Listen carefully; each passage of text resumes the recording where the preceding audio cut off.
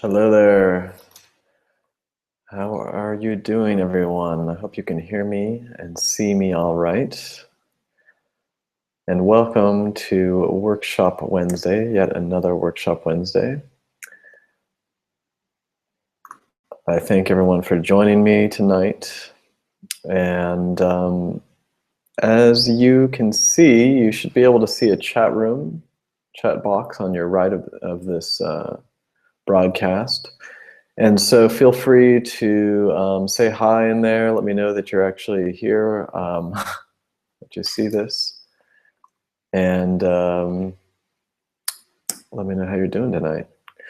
Great. So why don't we get started? Like I say, we're going to go through a couple slides regarding ethical questions tonight for interviews. And then we'll have some time for questions as well. And maybe you guys will have some questions about ethics and some ethical questions that you've encountered. So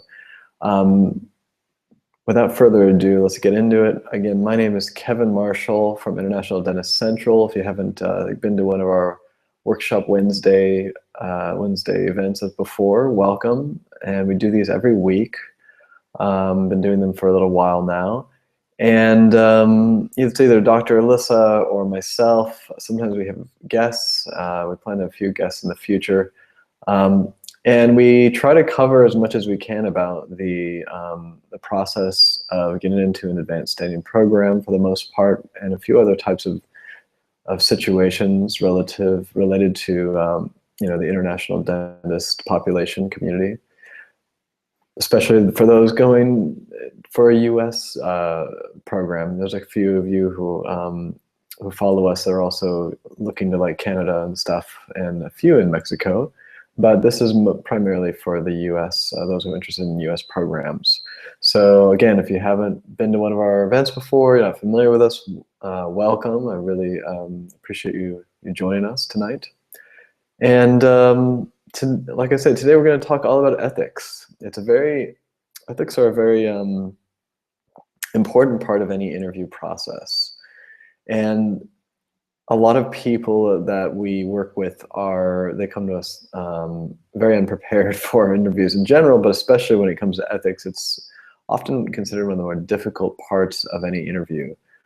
And I have been thrown off. I've had a lot of interviews in my day. I've been thrown off a number of times in an interview by an ethical question. I'm not sure exactly what they want to hear and what I should,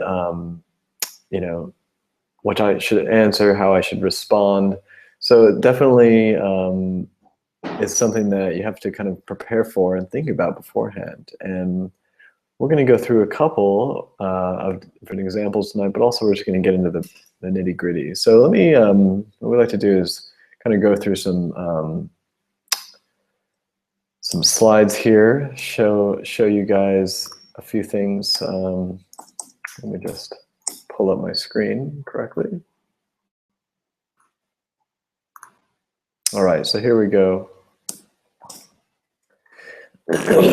All about ethics. Now, I'm just getting over a bit of a cold, so please excuse me if I have a strange voice tonight. I'll do my best to drink water and make sure I can speak throughout the whole thing all right. But when it comes to ethics, let's get into some of this. First of all, updates. We'll go over these at the end, any updates that we have. And I think in general, there's not too much going on right now.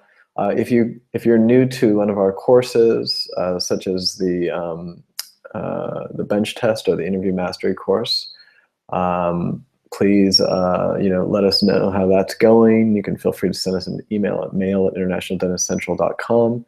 And we hope that you take advantage, especially those of you who signed up for the Colorado Special, hopefully you take advantage of the sessions, the additional sessions that came with that package with Dr. Alyssa and myself. Dr. Alyssa for any bench test questions that come up, and myself for any interview questions, especially after you have a mock interview with one of our interviewing specialists.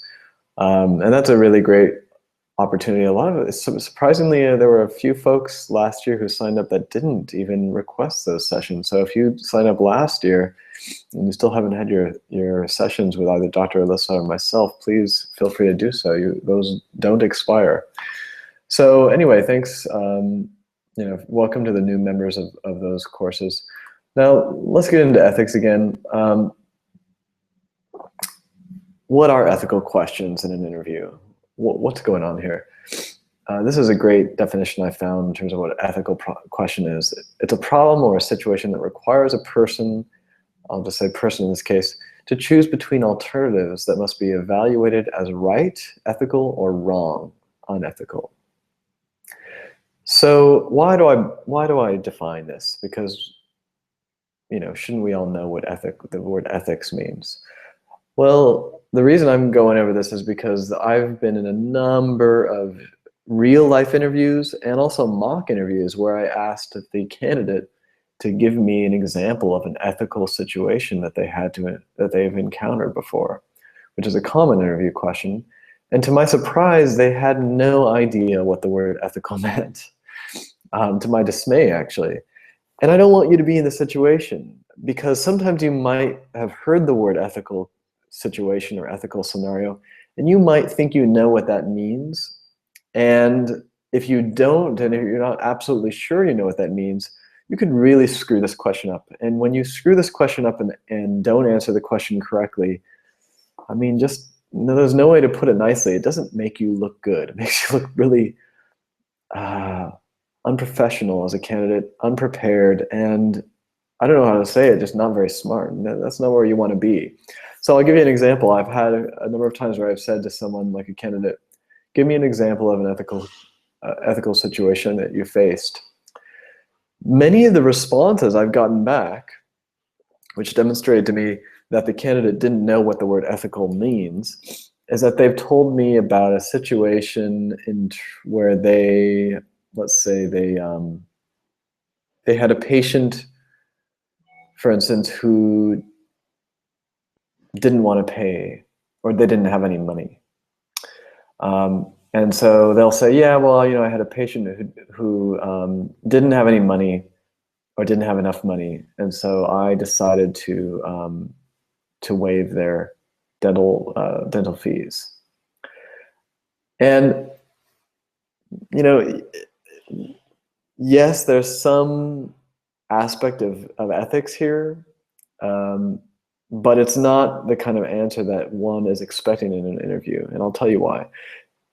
Especially if you have the power to waive those fees. If you run your own office and someone comes to you and they don't have enough money to pay, and you decide to either just waive their fees, basically you're deciding to take a hit yourself, or the other way they'll respond is, okay, well, I was working at a clinic, the patient didn't have enough money to pay, and so I paid it for them. I paid basically their amount. Now, if you choose to pay the amount for the patient, let's say they owe $100, and you decide, okay, well, this patient doesn't have enough money, let me just pay the bill for them. There's nothing unethical about that. Maybe it's not financially wise, but there's nothing right or wrong about that. If anything, it's a kind gesture. But where's the ethics? And really what this gets down to is where's the stress here? Where's the uncomfortability? Where's that feeling of, I'm not sure if I should do this or not?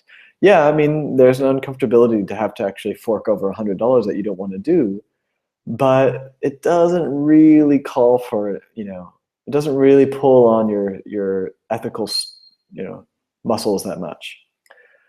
Now, let's say the patient didn't have enough money to pay, and you're working for a clinic, and you just say, well, I'm just going to do the treatment and not tell my boss. Now we're starting to get into some ethical issues here. Now you are not reporting to your boss or to the company you work for about materials that you used, time that you didn't bill for, etc. Now we start to get into ethics and dishonesty. And that could be considered an ethical question. But a lot of times I'll never get that. Usually I often just get, well, I chose to pay for the client, or I chose to pay for the patient, or I just waived it. And that's not an ethical situation. Other ones I've heard are ones where they've had to, let's see, they have to make a difficult, maybe they had to make a decision that was, they weren't sure which way to go, and they, they made a decision, but it wasn't an ethical decision. It was just maybe they had to choose between one type of treatment or the other. Both were safe, both were called for, both were appropriate. They were just different choices. There's nothing ethical there. That's more of a medical decision. And as a clinician, you have the authority to make that decision as long as you're communicating with the patient. Now, if you didn't communicate with the patient and you made a decision on their behalf, now we're getting into an ethical question again. So hopefully you're kind of getting the idea here of like, when you can go about your day as a dentist, even as a student, and most of the time you're not going to run into ethical issues. And then there's that time where you can cross over and do something you shouldn't be doing, or you should be doing something differently than you are. And that's where we start to move into the unethical area. So long as you're doing your due diligence, so long as you're communicating with your patient, so long as you're not stealing money or not reporting things to a boss or a company that you work for, so long as you're not trying to do any insurance fraud, you're fine with most of the things. And so please make sure when you're responding to these questions during an interview that you understand exactly what an ethical situation is versus just a situation. And so we'll get into a little bit more of this. But before we do, I want to kind of go over, why do they ask ethical questions during interviews? What is the point of this? And so let's imagine ourselves to be the dental program that you're interested in interviewing for. Let's just put on their hat for a second. And you imagine you're on the other side of the desk or the table that you're being interviewed at. And now you're interviewing them, and you're interviewing a candidate, and you're the program. What do you want to know about this candidate? Why is this important in terms of knowing who they are? Well, you want to make sure that this candidate has standards. They have an idea of what's right, what's wrong, and they adhere to them. And why is this important? Well, this is all about your dental program. And there's a certain reputation. Number one, you're an accredited dental program. Maybe you're accredited, by the Western Association or the Eastern in the US. As a dental school, keeping that accreditation is extremely important. It's very rare when it happens, but when a dental school loses its accreditation, I mean, it's just a nightmare. I mean, enrollment goes down, the school could go bankrupt, bad things could happen. It doesn't happen very often, like I say. But I worked at universities where we had to, every 3 or 4 years, there's an audit of the university by the association, the accrediting association. And they do a full audit of the books, they do a full audit of the program, of the courses, they ensure that the clinic is being run appropriately according to their standards. All this stuff is happening. And as you can imagine, the staff, the professors, the dean, everyone's stressed like crazy because it's such a big ordeal. And if they don't get their accreditation renewed, they're dead. They're dead in the water as a school. So integrity fits into a lot of this. If there are students who are not following the rules, if they find out that there has been some corruption or there's some unethical behavior going on, either by students or professors, they could lose their accreditation, and thus, people won't go to their school anymore. It's very shameful too, in terms of the whole industry. And also, if you're not checking the ethics of your candidates, of your, and who eventually become your students, and you allow people to slip through the cracks that are highly unethical because you didn't bother to ask during the interview and test them to make sure that they were indeed ethical individuals, And if your school starts to find, if there starts to become a pattern between dentists who eventually commit malpractice, lose their dental license, and your school seems to have a lot of people that came, basically a lot of candidates that graduate from your school lose their dental license more than normal, a higher number than normal, your dental school will suffer for that. The reputation will suffer. It's a big deal. So in terms of what they care about, they want to make sure that the candidates that they are allowing into their program are adhering to the cheating policy. What does that mean? The cheating policy being, at most universities, that if you are cheating, if you cheat, often you might have a warning, depending on the level of severity of the situation. You might have one warning where you're either you flunked that exam, you might have, depending on the situation, where you flunked the course, or if it's a really bad situation, you might be expelled from the program. Most cheating policies also involve making sure that, basically when you sign the cheating policy at the beginning of your program, you may also sign that you agree that if you see another student cheating or doing anything unethical, that you agree to report them to an authority figure, whether that's the professor, a dean, staff member, etc. So that's going to be tested. That may very likely be tested in your interview, and they may ask you questions related to the cheating policy without even telling you what the cheating policy is. It's just sort of expected that you know. The next thing would be to test the candidate regarding the Hippocratic Oath. And as you guys are familiar, I'm sure, with the Hippocratic Oath, I'm sure most of you have taken it. And that, of course, has to do with agreeing that you will do no harm to patients, that you will act in the best interest of the patients, etc. And you can, if you're not sure or recall what that is, you can go and look that up. It's a very interesting thing to read, and it's thousands of years old. And there's a picture down below of Hippocrates, I believe, ancient Greek oath. So thinking about these things, these are why they care about ethics. They want to know that you are someone who they can trust.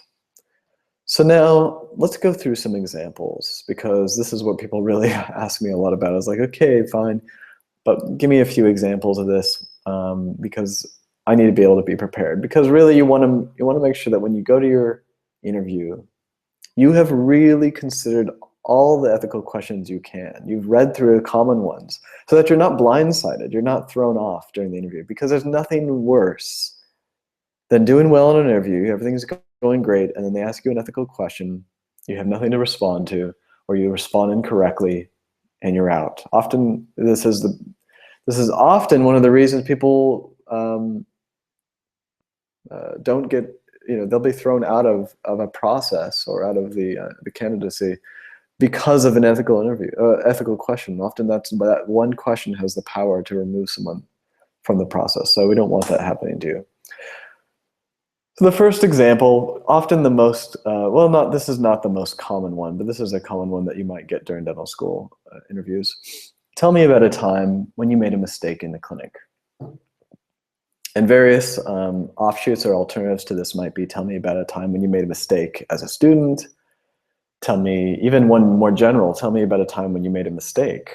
I've gotten that one before.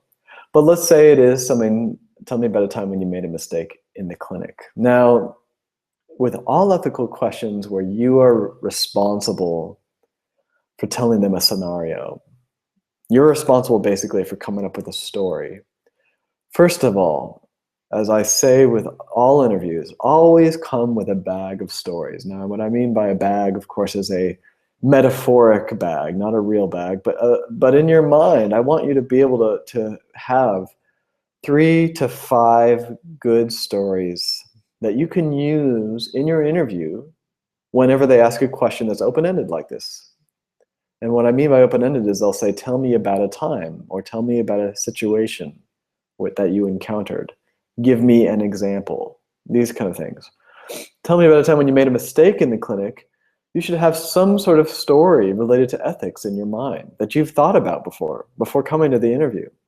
So in my case, if I were interviewing at a dental program, and I was asked this question, I would think about my experiences in dental school, and I would think, or it's possible I might be at where I worked as an associate dentist in my home country, and I might think about different scenarios related to ethics, um, or related to a mistake that I made, basically.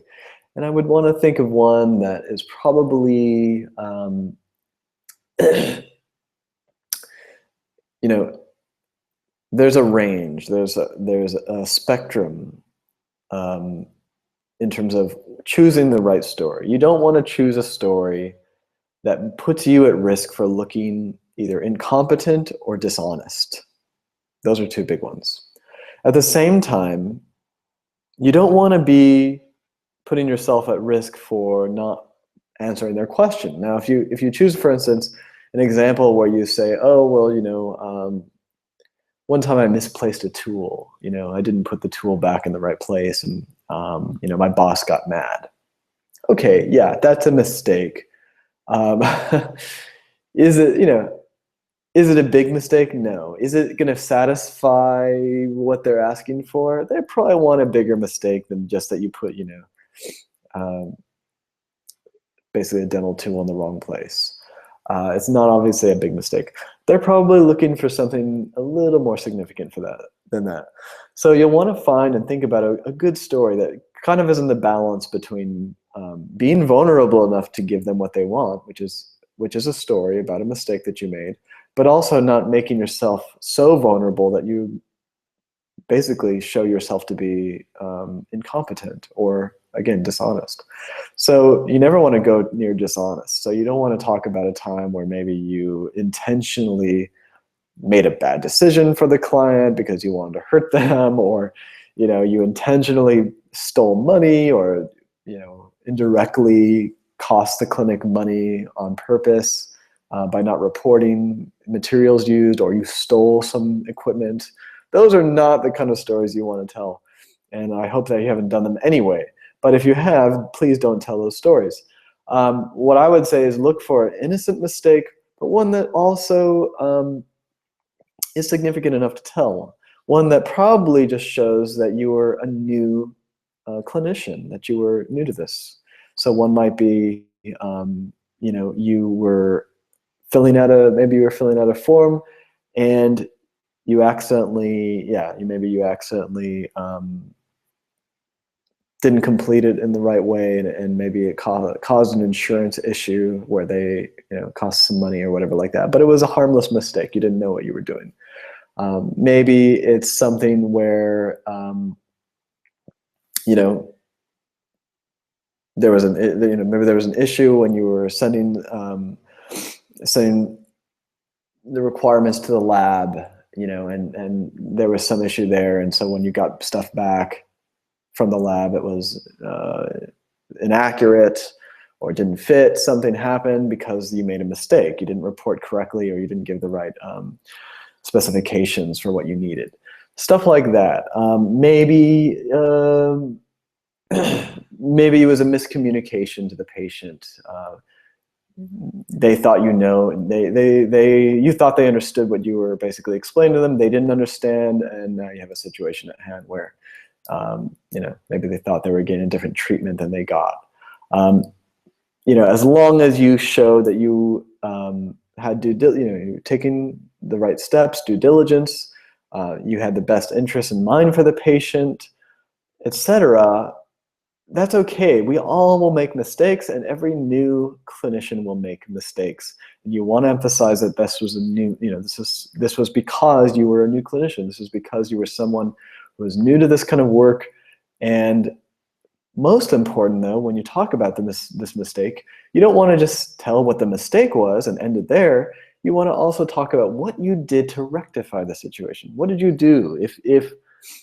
If the insurance thing happened and the insurance kind of had gone into a big, chaos, something happened, a big mistake, and it was kind of a big chaotic event, what did you do to rectify it? You called the insurance company. You said, "Hey, I'm going to take care of this. It's a couple $100.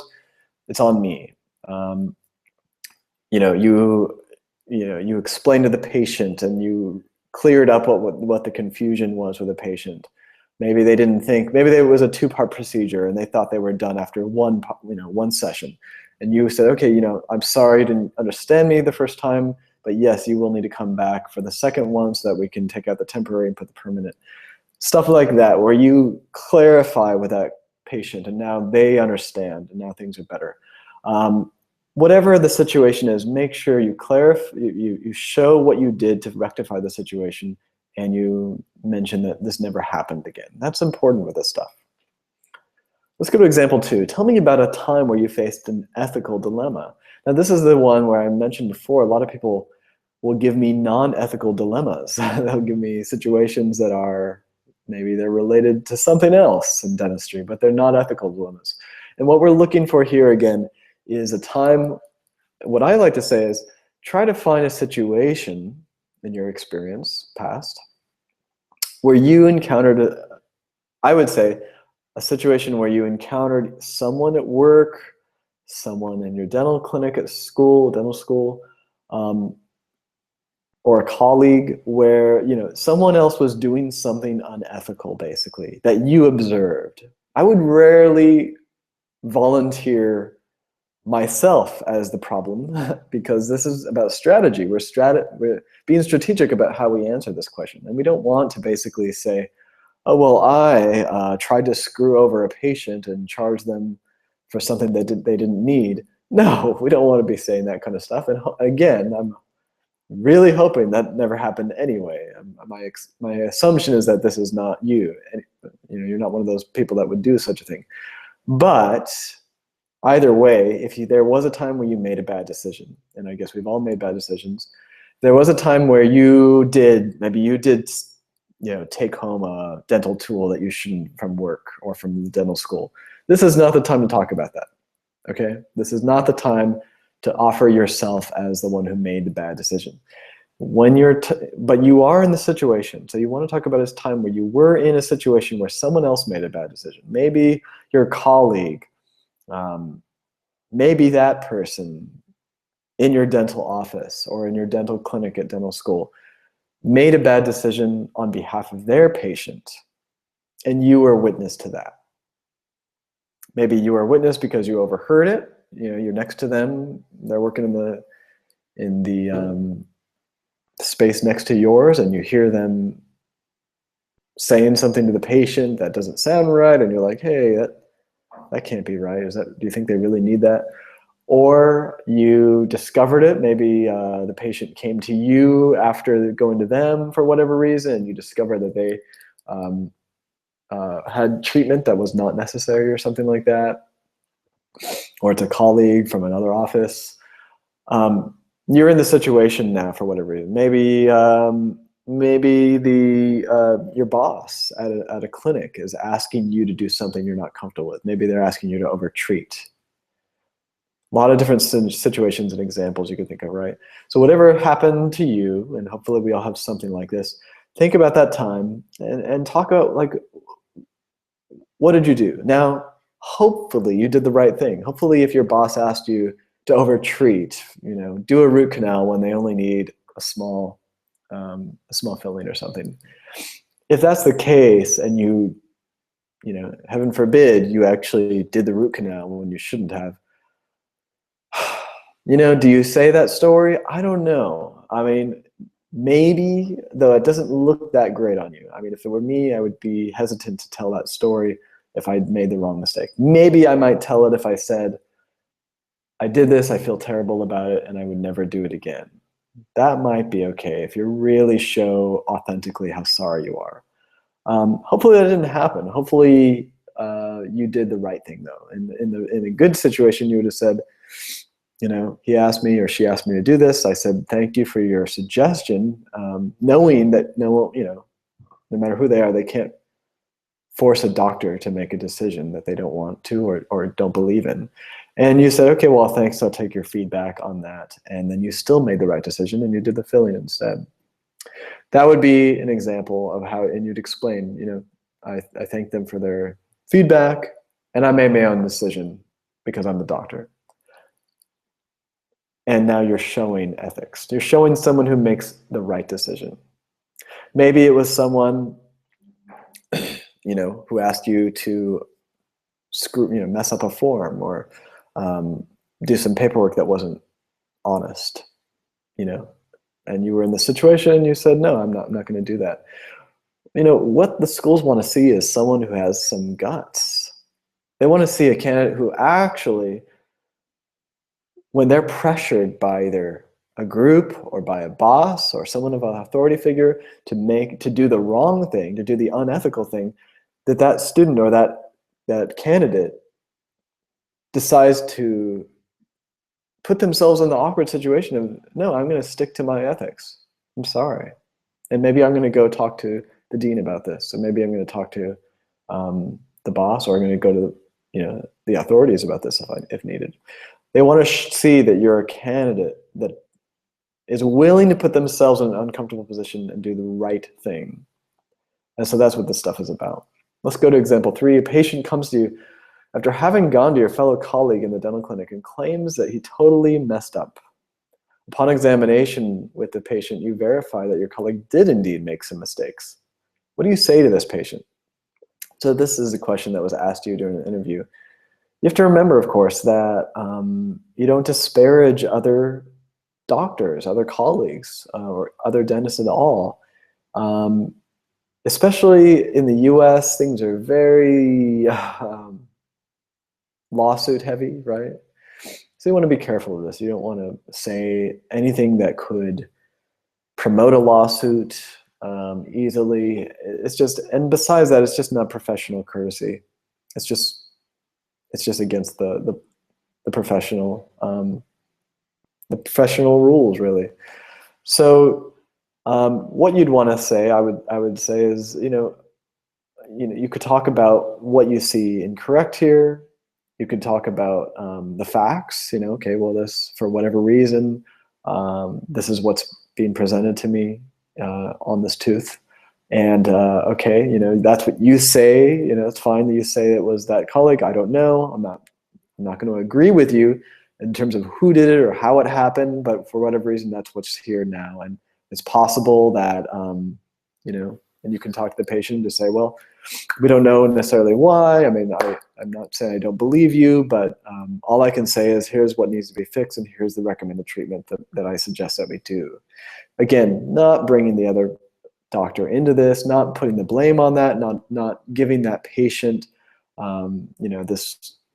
this motivation to say, yeah, I've been screwed, because you don't know, right? You don't know. You're just hearing one side of the story, which is the patient, and you don't know if the patient is being honest or not. I mean, you're not an investigator. You're not a police investigator. It's not your job to be. And so you do the professional thing, which is to say, okay, well, this is what it is. This is a situation. And if the patient says to you, well, would you please write a letter for me? Or would you please sign something that says that, this other doctor did this to me? Absolutely not. I mean, that would not be the case. So this would be a matter of really just being professional about it. Obviously, you want to still do what's in the best interest of the patient, but you don't want to get into the he said, she said kind of stuff and get into their quarrel. That's really up to the patient and that person. Now, if this was at a dental school clinic, that could be, if they ask this question at a dental school clinic, the best thing to do would be to talk to, the professor on hand, or your advisor, professor, and really figure out what suggestions they make. Don't make any commitments to the patient. Don't make any claims to the patient. Don't conclude anything with the patient. Really just try to be as factual as you can about the actual situation medically. But be careful of getting into one of those situations where you're agreeing with blame and stuff like that. Example 4, one day in the dental clinic, you realize your colleague, who is also your friend, smells of alcohol and is acting strange. What would you do? Now, this is a very, very significant situation, right? I mean, it can happen. I've heard of this happening. I actually had one time a dentist who I had heard later as a patient. I'd heard it from a few other patients that I was referred to, that doctor, and it turned out he was known to drink in the morning, known to kind of come to work intoxicated, and very serious. I mean, thankfully nothing problematic happened for me, but who knows, right? It could really affect the ability for a dentist to effectively treat their patient. And so if you see this happening in your dental school, in a clinic, or if you're at a position at a clinic in your professional career and you see this happening, what do you do?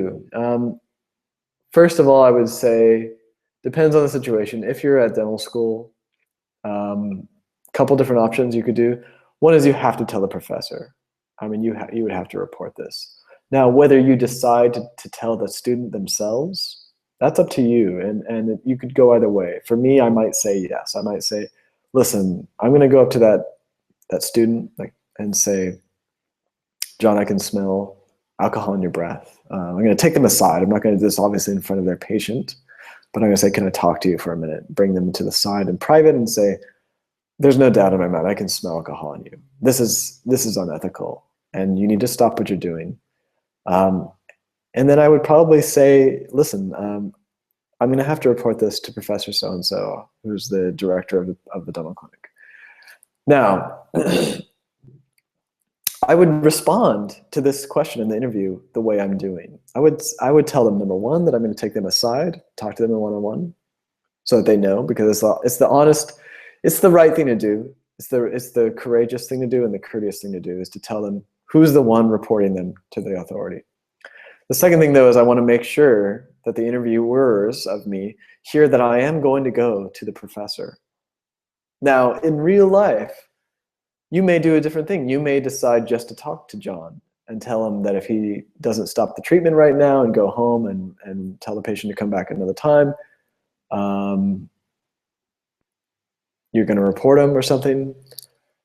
It's up to you. Obviously we all have to make our own ethical decisions. I would recommend telling the professor, but if you're not that person and you're not, okay, at least I hope that you're doing the right thing by talking to him. You're not just ignoring the situation. Nonetheless, in the situation where you are being interviewed, they want to hear that you're the type of person who's going to come through as a fellow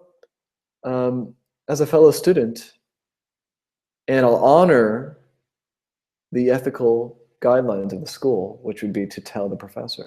That's what they want to hear during that interview. So by saying, oh, I would never rat out a friend, I would never do that, well, good luck. Don't say that during your interview. If you do, that may be honest for you, and that honesty may cost you. So I would say my recommendation would be to have the best of both worlds. Be honest by making an agreement with yourself right now that if you were in a situation like this, you would go and talk to the professor, to go do what's uncomfortable. And I speak from experience. I've done similar things before in work situations where I've had to basically very uncomfortably talk to the authorities or my supervisors about a fellow colleague that was acting unethically. It was very difficult to do. I got a lot of heat for it. But as someone who's done it, I know that it was the right thing, and I know that it benefited the people who could have been victims. So I hope that you're someone who will do that. I hope that you're someone who, if you're put in a situation like that, you'll do the right thing. And I hope that you'll realize that during the interview, that's what they also want to hear. They want to hear that you're someone who will go to the professor if something happens. And that's true whether this is a test that you're taking and you see someone cheat. We can do this one, example 5. You're in an exam, you notice someone else in the class taking out a piece of paper. Looks like they're cheating, and then they put it away.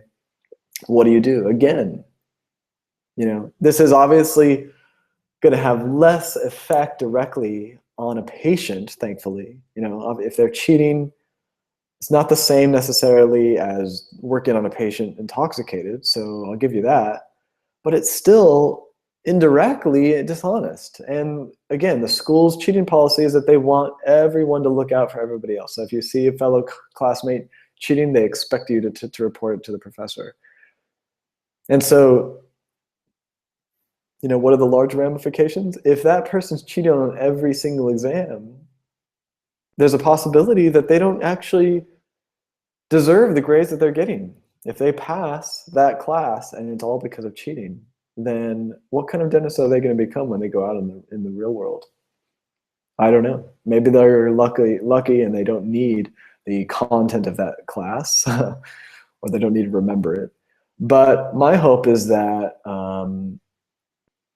is that when you see that kind of behavior, you're someone who's willing to stick up and say, hey, that's not cool. Now, again, it's that whole thing of, do you talk to that person? I would say yes. I would say to the person after class, like, hey, Cheryl or whatever, I know I saw you with that piece of paper out, and I just want you to let you know that I'm going to have to report you. And that's the honest, I wouldn't say it's the honest necessarily, but it's the right thing to do. It's the uncomfortable thing to do, but it's the respectful thing to do because they know who did it. If you don't feel like you're that kind of person that could talk to them and confront them on it, fine, but at least you should still report it to the professor and let them know and say, hey, professor, this happened. I saw Cheryl cheating, and I would appreciate it if you didn't mention to her that it was me. But when you're in an interview situation, it really does pay to tell that you're the kind of person that will stand up and do the right thing, even though it's uncomfortable and could make you disliked by other students. It shows, again, integrity. It shows integrity. And that's something that they appreciate.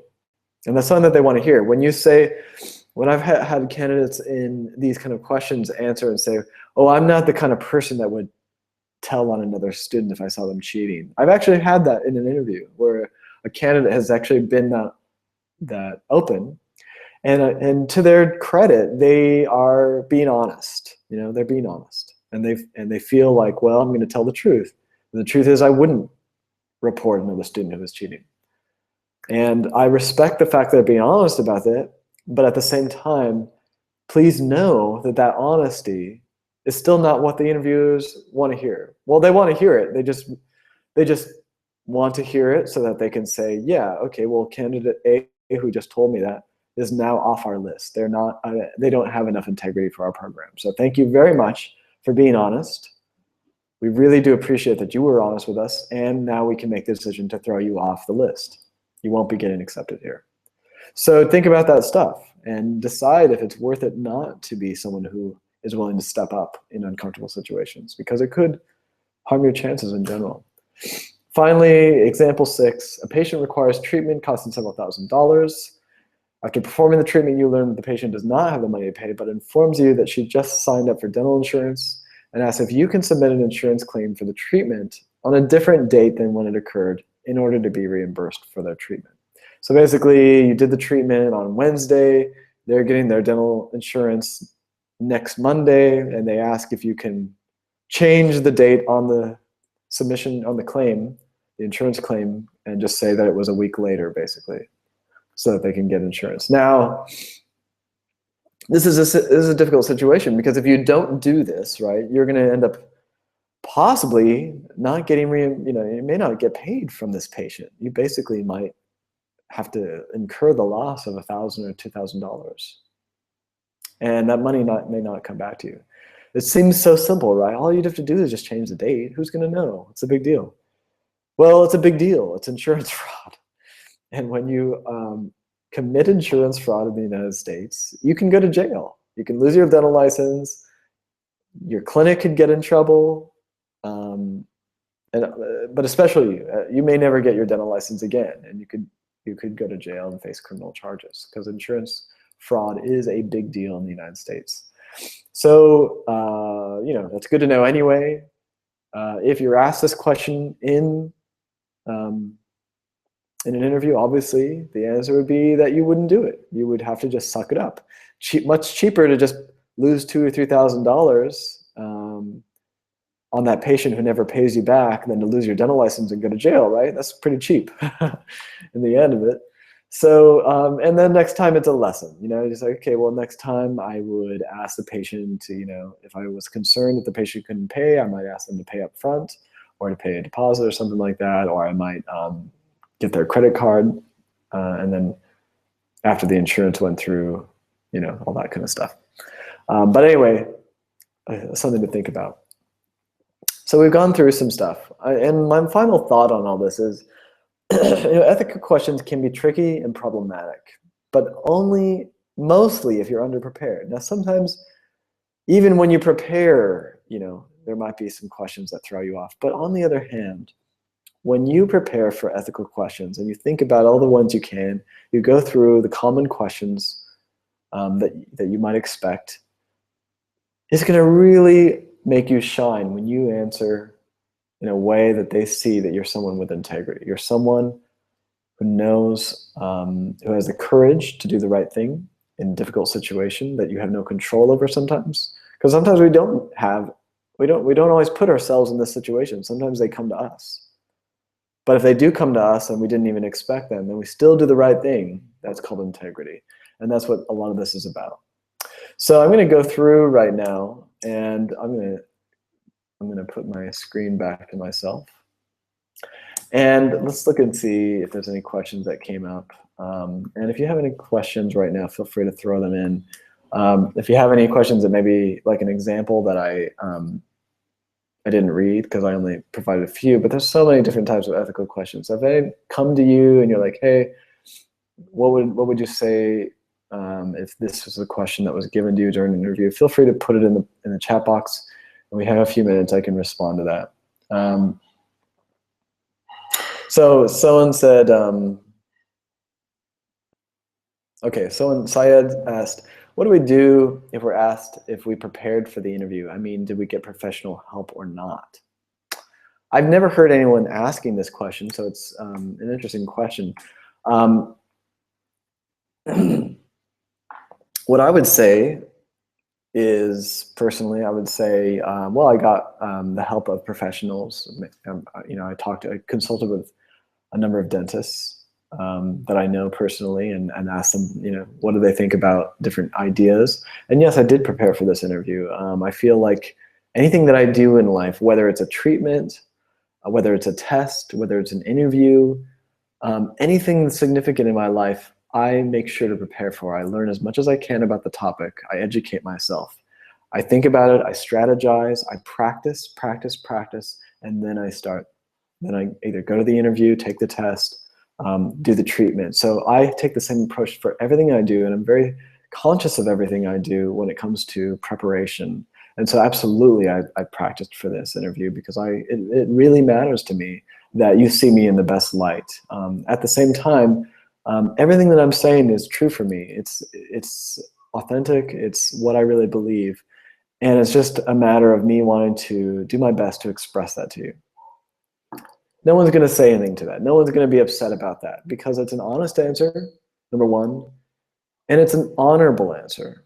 There's nothing wrong with preparing for an interview. And anyone who, if there were some crazy person on the other side of that table who believed that it's wrong to somehow prepare for an interview, I'd be very, very surprised by that. But considering the number of applicants coming through, considering how much interview advice there is out there and recommendations for practicing, it's just not likely to happen that someone's going to judge you for preparing for an interview. And so I would feel fine and comfortable letting them know that I practiced. Now, would I say that I got interview coaching? If they ask specifically, did you go to an interview coach? I would have no problem saying yes, because again, I want to be best. I want to be on my best here. I want to present myself best to you. And my interview skills, I mean, I haven't had as many interviews as other people, so of course I want to do my best. If they didn't ask me specifically if I got interview coaching, I would just leave it out. I don't think it's a big problem. But you can definitely talk about how you consulted with many dentists about the interview, and I think they would respect that. So Reem, that's a great question. Do ethical questions need to be in clinic only, or can they be outside the clinic, in school, outside school? It really depends on the question specifically, obviously. So if they were to ask you, give me a time where you had to make an ethical decision, well, in that question, there's nothing saying that you need a dental school or a dental related ethical decision. So you could, if you had a good situation, maybe it was you had a friend, or not maybe a friend, but maybe you had a classmate in high school that cheated, or on a physics test, not related to dentistry, you could talk about that. And so it depends, if you're not sure and maybe it sounds like they do want a dental related question, well then you can verify that and just say, okay, just out of curiosity, do you need this to be a dental related or can it be anything? And often they just will let you provide any kind of situation. They just want a situation where you had to encounter something. But please make sure that you give them a great example of a time where you were in kind of an uncomfortable decision that you had to make. You had to make a choice, A or B, right or wrong. And it has to be real. It couldn't have been that the situation was forced on you, like your boss made it for you. Because that's not really showing you as a candidate thinking. They want to know how you think, how you act. There has to be something authentic where you had to go this way or had to go that way, and so make sure that you give them a good example of that. Bullying, bullying is a great thing. If you were bullied into doing something you didn't want to do, that's a good example, especially professionally or as a student. If you were just bullied and they made fun of your name or something like that, I mean, not an ethical situation, just an uncomfortable situation. But again, there's, you either run away or you confront them, but that's not really ethical. It's more about how is this going to affect other people, What if they asked, did you seek professional help? Is a good idea to mention IEC. So we're getting into a general, like maybe the bench test or something like that. It's a good question. I mean, I don't think there's anything wrong with saying how you prepared or that you did prepare, even with a bench test. It's never, for all they know, you're someone with amazing hand skills that is an extraordinarily talented dentist with lots of experience. And you're the kind of person who does extra preparation. You're very nitpicky. You're a type A personality. And of course, you're going to be the one that goes and makes sure that their preps are to the highest standard. And what I would say is, yeah, of course, I got assistance. I did get assistance, and I was told by my coach or my tutor from the very beginning, well, your hand skills are incredible. And so I just kind of got that as verification, really. But I'm glad I did it. Glad I got the help that I needed. And I was also grateful to hear that I was already on the right track. And that's fine to talk about if they ask you that. There's nothing wrong with saying that. If you feel like you want to leave it out, you can. I doubt anyone would be able to really verify it either way. So it's really up to you, because there's not like a public record of you going to get assistance from either us or anyone else. We don't talk to the schools in that way. So it's up to you. But if you want to disclose that, I don't think there's anything wrong with that. Just do it and make sure that you emphasize that you are already in a good place beforehand, and that you got the verification and confirmation from your tutor, from your coach, that you were on the right track. How would you deal with an uncooperative patient in dental school? I guess that would be a question that you'd get during an interview. How would you deal with an uncooperative patient? I mean, it's a good question. And so you obviously need to think about the ethics here, right? You need to make sure that ethics come first. And if the patient is being uncooperative, maybe they don't want the treatment that you're suggesting. Maybe they demand a treatment that isn't right for them. Maybe they say, give that to me, and I don't care what you say if it's not going to work. I want it anyway. Maybe they pull out pull out everything out of their mouth and pull off their bib, and they start walking away. And what are you going to do? I mean, you, as a dentist, you have to respect the patient. This is their right, their control, what kind of treatment they receive. And so you want to put that, of course, above all else. So if they are being uncooperative, you just do the professional thing, give them their space. If they have incurred some cost, you would it's right, it'd still be appropriate for you to bill them if they've used material or whatever. That's fine. But you always want to leave it up to the patient to decide what's right for them. Give them all the options that you can. Let them know the pros and cons of every decision, and put it in their decision power. So as long as you're clear about that, I don't, again, that's how I would respond. I would just talk about, if I would deal with a patient who's not cooperating, I would yield to that patient, talk to them, see what we could figure out. If they want to go to another doctor because they don't feel comfortable with me, I would totally respect that. Fax any kind of documentation or information I need to the next doctor, and wish them the best. And just be as professional as you can in the way of responding to that. So it's a good question from Manu. And it looks like we're at the top of the hour right now. And I want to thank you guys for some great questions.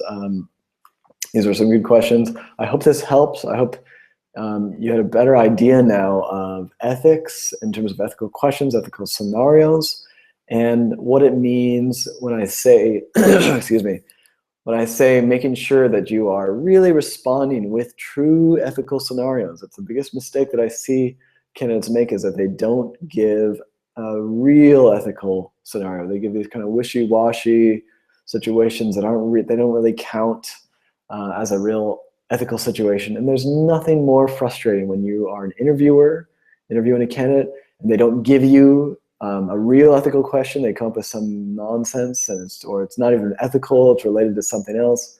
Really, kind of like there's a bit of if you've been interviewing people all day, there becomes this kind of like this feeling of like, that's not cool. You need to step up and really give me what I'm asking for as an interviewer. And it just happens. So I just want you to be aware of that. I want you to go into that interview very clear about what ethics are and what ethical situations are, so that you can really clearly respond well. So I want to thank you guys all for coming. As you know, or as some of you know, if you have, and put up my screen again, but we do these, try to do these every week. So please kind of keep a lookout for the next one. We're going to try to do this next week, and I think either Dr. Alyssa or I, or both of us, will be on that one. We'll send out the information beforehand and give you some information about what the topic will be. And then if you like our workshops, you want access to this in the future, or any of our past ones, we have it now on our website. If you go to internationaldentistcentral.com/workshops, you can learn about, you can sign up and get access to all of our past workshops through all the years that we've done these, and we put them all up there for you to enjoy. And really, there's so much value, there's so much content in there that you can just spend hours really learning about some of the nuances with regard to interviews, with regard to the bench test preparation, all that kind of stuff, questions and answers, etc. So check that out, idc.com/workshops. We will look forward to seeing you next week, and I wish you all to have a great day and a great week. And if you have an interview coming up, I will wish you the best for that. We wish you the best for that. Thanks so much for coming, and have a great day. Bye.